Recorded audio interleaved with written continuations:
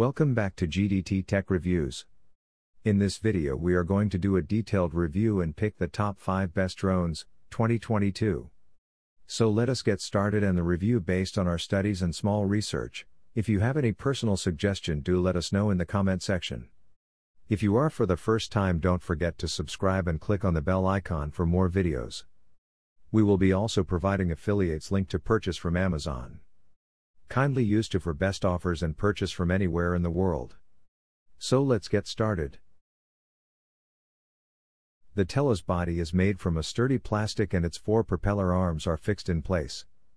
The propellers themselves are protected by removable guards and the TELLO quickly shuts down its motors if it's unable to continue flying after a collision. Without a controller as standard, most pilots will be flying the TELLO via the app, though it is also compatible with dual-stick Bluetooth controllers, such those found on the PlayStation or Xbox. Fortunately, the app is well put together and far easier to use than many of the others which accompany similarly priced aircraft. Whether flying via the app or a controller, once launched the TELLO hovers a meter or so above the ground and does a great job of maintaining height and position indoors, without exhibiting the drift issues that hamper many similarly priced drones. While pricier models use GPS to maintain their position, the TELLO instead has a vision positioning system which uses an infrared sensor and a small camera on the underside of the aircraft to enable precise hovering of altitudes up to 10 meters. The tech works really well and is way more impressive than anything we've seen on any price rival. It even keeps the TELLO stable over uneven surfaces such as stairs and over different floor levels. The drone makes smooth, precise movements during flight and responds very quickly to the pilot's control inputs. You always feel completely in control of the TELLO when flying indoors. Outdoors though, the TELLO is hard to control even in the lightest breath of wind, which is an issue that affects all toy drones due to their sub 250 grams weights. That said, with its positioning system the TELLO fares a little better than most, but even so we'd only recommend flying it outdoors in open spaces on the calmest of days. The TELLO has 2 flying speeds, with the faster one making a big increase to the aircraft's maneuvering speed. It also has a number of preset flight modes which you can select by swiping through to a selection screen on the app. Some are useful, such as Circle and 360, which record video as the TELLO spins in a circle or rotates on the spot. Others are more fun like Throw and Go, which allows you to launch the TELLO by tossing it into the air, or 8D Flips, which lets you pick from 8 different directional flips. The Evo Nano weighs just 249 grams, and that means that, like the DJI Mini and Mini 2, it can be flown in more places than drones above the 250 grams weight limit. This is a key selling point because most of us are casual users who only fly occasionally when, say, on holiday, away for a weekend or shooting a family gathering. The last thing we want to do is have to jump through complicated legal hoops just so we can occasionally fly in areas considered a bit more dangerous. The Evo Nano is 142 x 94 x 55 mm when folded, a mere 4 mm longer than the Mini 2. But at 260 x 325 x 55 mm when unfolded, it has a considerably larger wingspan which you could argue gives better stability in wind. Like the Mini 2, the Evo Nano is rated at level 5 for wind resistance. To be honest, you'd be hard-pressed to tell the difference between the Nano and DJI Mini 2 even when on the ground, let alone in the air. They are both very similar in design through the Evo Nano's rear propeller arms fold back horizontally rather than vertically, a bonus if the obstacle avoidance is off and you reverse into a tree. Build quality is perfectly acceptable for this price point, though the Nano's plastic construction does feel a tad thinner than that used on most DJI drones. Nevertheless, the Evo Nano feels so light in the hand it will probably survive most crashes, unless of course it's flown straight into a wall in sport mode. Like any modern drone, the Autel Evo Nano ships with a hand controller replete with cradle for plugging in a mobile phone so you can view the scene from the drone's camera along with a wide range of in-flight stats. The Evo Nano's hand controller feels reassuringly weighty and extremely comfortable in the hand, and it's not as brick-like as the DJI Mini 2's. It's equipped with all the right buttons, too, including Return to Home, a dedicated button for image and video taking, and a fantastically smooth and beautifully dialed gimbal controller. However, where DJI controllers have a space for storing the joysticks during transport, This model doesn't, so you'll need to remove the sticks before putting the controller in the supplied bag and store them in the bag's zipped compartment.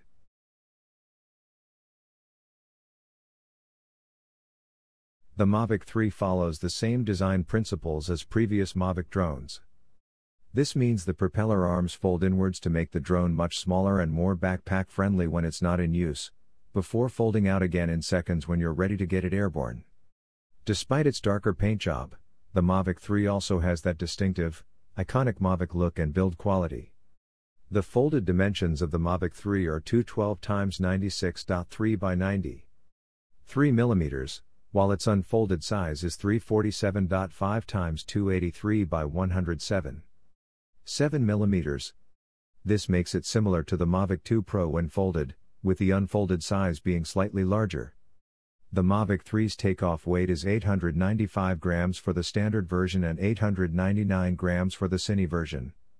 This is actually lighter than the MAVIC 2 Pro, 907 grams, which is impressive considering the MAVIC 3's battery is heavier and offers a higher capacity of 5000 mAh compared to MAVIC 2's 3850 mAh battery.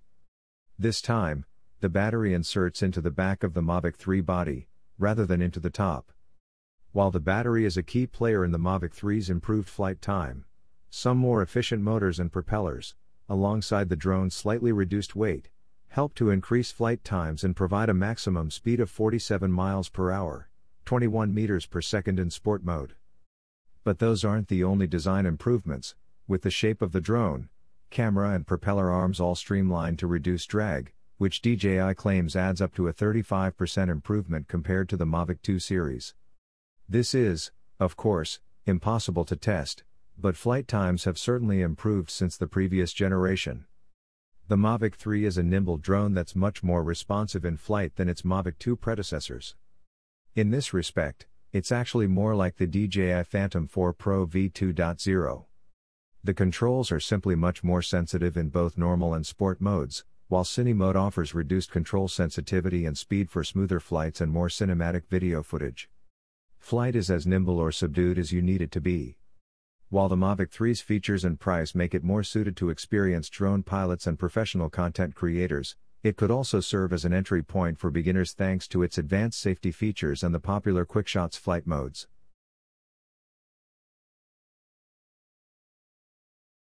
The MAVIC Air 2 is a bit bigger all around than its predecessor, the MAVIC Air, but you probably won't care. At 3.3 by 3.8 by 7.1 inches, HWD, and 1.3 pounds, it's slim enough to find a space inside most photographers' gear bags. The footprint is larger when the arms are extended and the drone is ready to fly, but the profile is still pretty low.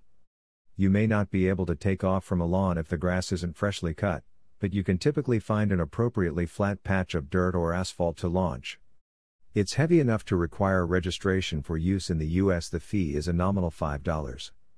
We have a primer on drone regulations. If you're thinking about buying a drone, but aren't sure about where you're allowed to fly, take the time to read it before you make the decision to add one to your kit. If you're used to using your smartphone for terrestrial shots, a small shoulder bag makes for a fine fashion accessory and drone protector. DJI includes one if you buy the drone along with spare batteries. Its Fly More kit is $988 and adds a bag, 2 additional batteries, neutral density filters, and a multi-battery charger to the kit. The Air 2 has running lights for improved visibility, and you can toggle a bright light on its undercarriage if you're having a hard time spotting it. The dual GPS and GLONASS receivers kick in automatically for outdoor flight to keep it steady and track its position. The Air 2 will return to home with the press of a button, and there's a Find My Drone function available to record its last known position if you do need to bring it down for an emergency landing. New to the series is AirSense, an ADS-B transponder. It warns you when there are manned aircraft near your drone. It's your responsibility as a pilot to cede airspace to a passing helicopter or plane.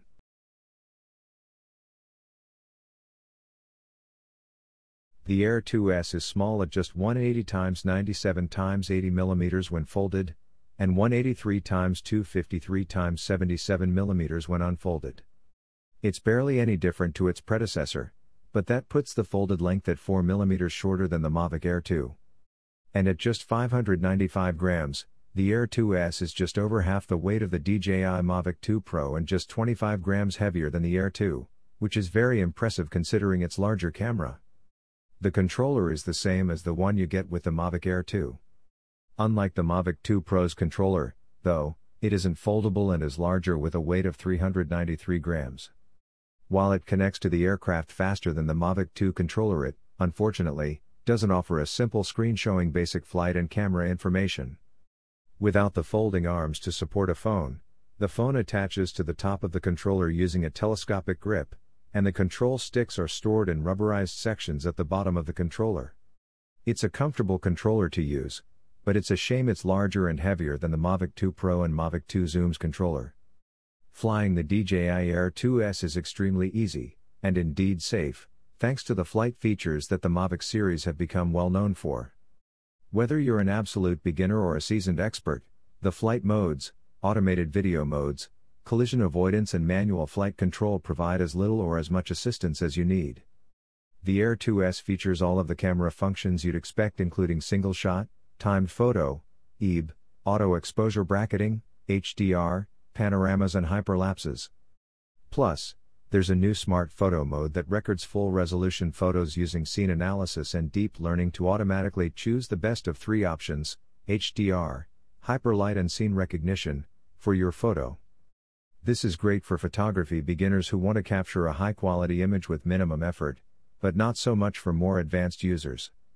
Still, if you're capturing stills in RAW plus JPEG mode, the JPEG will be processed as a smart photo while the RAW file will be unprocessed, so you can edit it yourself if you wish.